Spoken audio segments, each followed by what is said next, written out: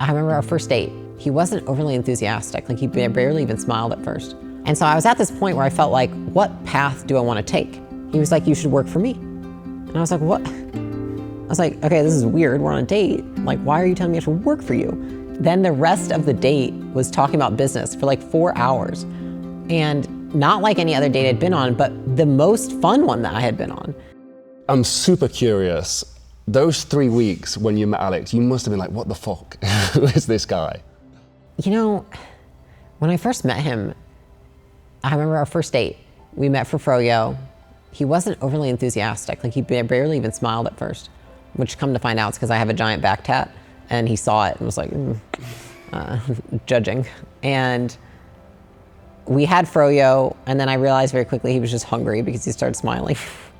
And then the rest of the date was talking about business for like 4 hours. And not like any other date I'd been on, but the most fun one that I had been on, because that was all I had been thinking about. Like, for the prior year and a half, I was just like heads down, focused. Like, all I want to do is focus on my career, and everything else will follow. I couldn't even, at that point, I remember thinking, I'm not planning to get married until I'm like 28 or 29, 30. At this point, I'm 22, 23. I'm not looking for my next husband. You know what I mean? And so when I met him, I just remember thinking, man, even if it doesn't work out with us, I would love to just be friends with this guy because he's so interesting. And I feel like when I was talking to him, it felt like we were on the same, I don't want to say like wavelength, but like we saw reality the same way. And I didn't feel that way with anybody else I'd gone on dates with. I felt like, especially probably given the area I was in, it felt like they wanted me to be a more watered down version of myself. And Alex didn't give me that impression at all. He gave me the opposite, which was like, you know, from the beginning, I think the second day, you know, questioning what I wanted to do and saying, why couldn't you do more than that? Why don't you have bigger vision for where you want to go? And I think he really, in the beginning, changed a lot of my perspective about myself very quickly and made me realize that there's a lot of bigger opportunities that I could pursue.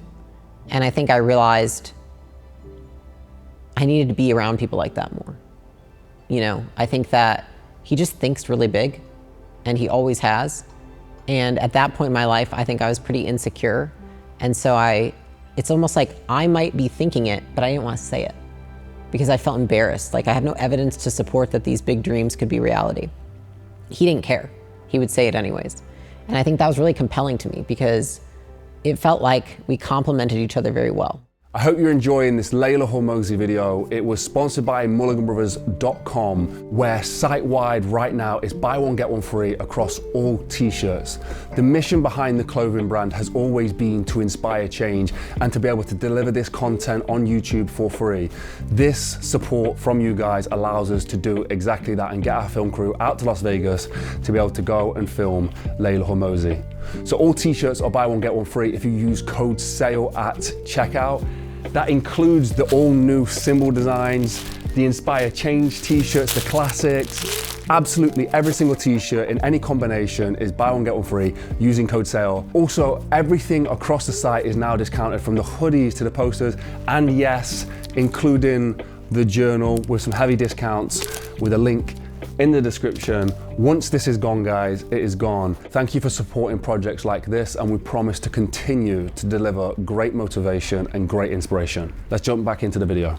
I'm interested to hear maybe something you haven't shared with anyone before, like a story that would sort of encapsulate who Alex was and that would describe him to somebody else through something that he's done or some sort of action that he's done for you. I can give you two different stories to show you the two sides. I think the first story, on our second date, Alex said, can you come over and I'll barbecue? And, you know, we'll make some steaks, we'll do whatever, all this stuff. And so I said, sure. So I came to his house and I said, you know, where's the steak? He's like, oh, we'll go get them together. I was like, okay, amazing. We go to the grocery store. He's like, you go get all of these things and I'll grab this thing, whatever it was. And we split up and then we grab the food and then we go back. We get back to his place. And I say, okay, sir, are you cooking the steaks? And he's like, oh no, I don't know how. And I said, what? He's like, well, I meant like come over. But he's like, but do you know how to cook steaks? And I was like, well, do you know how to cook potatoes? He's like, no. I was like, do you have a barbecue? He's like, no. And I was like, oh my God. So then I'm trying to figure out, I'm like, wait, okay, there's barbecues outside at the pool of the place you live. And he's like, oh yeah, great, amazing, let's do that then. And it turned from, he invited me over to cook me this dinner to, we go to the grocery store, we get them, and then I cook the dinner, right? And I thought it was so funny because as much as some people might think like ridiculous, it was like my first lesson in learning, because the whole time I'm cooking anything, preparing, he's like, oh, you're really good at this. You're really great at this. Good job. You're doing amazing. And Alex has this way of, when he doesn't want to do something, encouraging somebody else to get the thing done, which I don't think I really nailed down until a few years into our relationship. At the same time, I think that's the Alex that a lot of people see, especially on social media. That's probably the dynamic. We kind of play around like that. I think Alex will do anything to ensure that I feel good. And what I mean by that is, it's not always what's easy, but he will do what makes the most sense. So in the beginning, when we started Gym Launch, it was like we were doing everything together. And we met with somebody who said, Layla, we wrote all the functions of the business on a whiteboard. And then they circled marketing, and they said, this is Alex. And then they had all these other functions, and they said, this is Layla. I've never done any of them before. The only thing I actually knew how to do at that point was sell. And I was like, and they were like, and you don't help her. And in that moment, I was like, he doesn't help me? I have so much more. And it was so funny, because what that guy told us, and what Alex really respected, was he said, Alex, Layla is just as able as you to do these things in business. If you ever try to help her too much, then she won't believe in herself, and you're going to rob her of that. And he really, in the hardest times, when I might be complaining, when I might be saying, I don't know how to do this, I can't figure this out, Alex is like, all he ever did was encourage me. He was like, yes, you can. You can figure this out. You don't need me. And I think that if people see him and they hear how often that man tells me that on a weekly basis, you don't need me. You can do this. It is the most empowering thing that I could ask for, because I think I see so many men want to be needed by the woman, and therefore they cripple her of her ability to do it on her own. And he has done the complete opposite, which is all he's ever done is speak life into me and tell me why I'm so good. I don't need him. You're better than me. One day I won't even be making content because you'll be making it. Like, who does that? But he does. And I don't know if, without his constant encouragement, if I could even show up the way I do today, because I think he, in so many ways, helped me go from a much more insecure, very, very hardworking, very sincere, very humble, but very insecure girl when I met him, to a very confident woman. Because he, in those moments when I feel like I can't keep going, feel like I can't do something, I can't figure it out, all he does is sell me on myself and why I can. He doesn't come in and try to save the day. And it's the biggest gift that he could ever give me, because he could save the day. Alex is complete, I would say, like, he's got a lot of firepower and a lot of horsepower. And especially in the beginning, he had 4.5, 5 more years in business than me. So he also had more experience. But he still let me figure it out on my own. And I think that's why things are able to work between us, because that's all I've ever wanted, is somebody who can make me better, and not use my moments of weakness as an advantage for themselves. And he's truly done that. Yeah, I think a lot of people look to you guys as like this amazing couple who managed to support each other in both ways. There's a time, I think you spoke about this, where I don't know if you was in a board, you was maybe at a function, and you realized that people were speaking to Alex more, and that you felt that you were maybe in the corner a little bit, but there was a lot of people would say, oh, he's this alpha male type who's sort of overbearing in the conversation, but you didn't take it like that. You took it a completely different way. There's been a lot of instances where I've been surrounded by people who have told me why, in the beginning of our relationship. why maybe it was going to be very hard for me to achieve my goals being with Alex. And they always said, he's too loud, he's too overbearing, he's too big of a character. You're never going to be able to become the person that you want to become being with him. He's going to stifle you, he's going to suppress you.